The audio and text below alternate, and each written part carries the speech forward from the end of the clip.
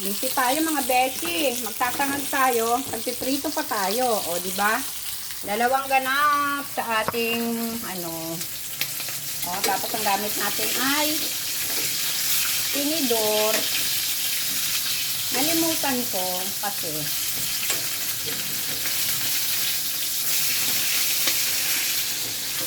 tayo ay magpiprito.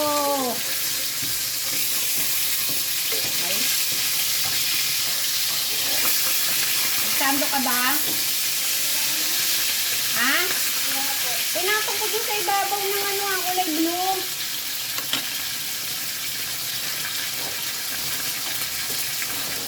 Wala ba doon? Yung sa ibabaw ng mo, bak? Mga bes. Dalawang gawa ito. Hindi naman tayo si Wonder Pet. Ang lola nyo, marag sa umaga. Ang gusto kasi ng apo ko, ang ibaon ay sinangag. O, dinaksanag tayo. Kasi yung daming lamig ng kanin, sayang naman yan. Diba? Tapos, prito tayo ng isda. Kasi yung kanyang ham ay nadurog. Tangka pa. Paano ito magbabaon? Noy, kain ka muna. Mga besh. Ito ang ating Ito nailuto ko na yung nailuto ko na yung kanin kasi wag lang talagang may masasayang na kanin. Sa amin naman, wala namang nasasayang na kanin dahil meron kami mga aso. Pero hanggat naman pwede pang almusalin, pwede pang isamag, diba? Magtipid tayo. Wow, sa panahon ngayon, napakamahal na lahat.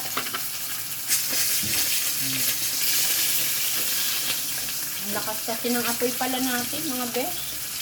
Nabigla yung ating isda. Ang lakas ng ating apoy. Dahan-dahan lang, dahan-dahan lang. Dahan-dahan lang. Maha yan. Hindi natin yung ating ginagawa. Huwag natin masyadong seryosohin ng buhay. Chill. Chill mga best. Ganyan lang.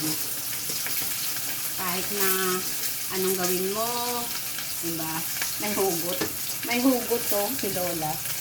Kahit anong gawin mo, pag hindi para sa'yo, hindi para sa'yo. Ngayon, pag umalis, may darating. Diba? Ganun na kasimple, mga beshi. Noy? Tayo ay, yung kanin mo. Sabi ko, hugasan. Baka kasi mapanis yung kanin, yung mo, hindi mo hugasan. Oh my God. Yung isda mo ay luto na. Tayo na natin yan, bes. Ito na tayo mag-focus sa ating channel. Kailangan lutong-luto to kasi ibabaon niya. Baka ito ay pawis ba? Kung nasa mo maigi yung baonan mo, ha? Tingnan natin.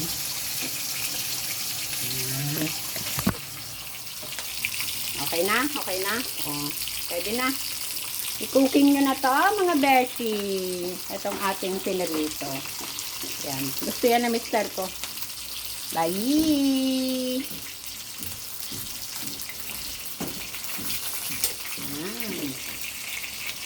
Noy. Ano mo na yan?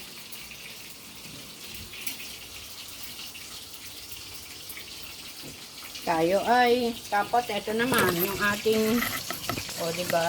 Dito naman tayo. Hindi na natapos. Gasa natin yan kasi mamaya, sasaingan natin yan. Mga 10 o'clock tayo magsasaing. Ako ay walang kasama sa bahay eh. Ako lang sa kayong ko. Asawa ko, ayun. Naglalakad-lakad, nagpa-practice ba? Kasi siya ay na mild stroke.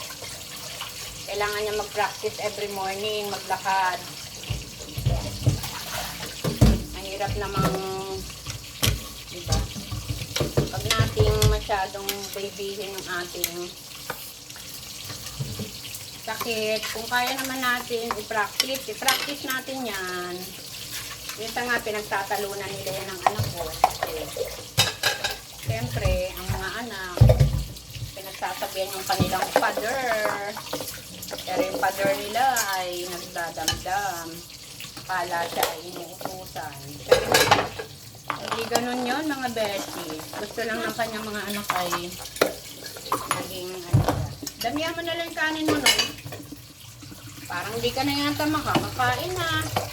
Kain ka pa? Kaya pa ng oras mo? Hindi naman.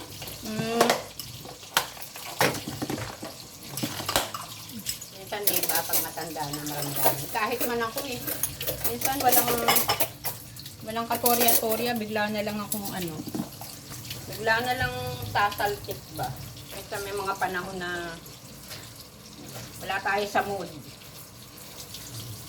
Pag nakalinig tayo ng konting salita, magdadamdam na tayo. Ganun talaga.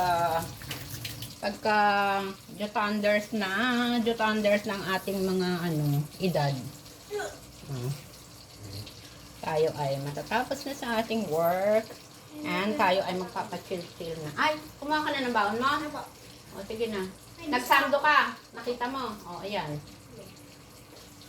Ayan na yung aking apo. Papasok na. Bye! Sige na, bye-bye.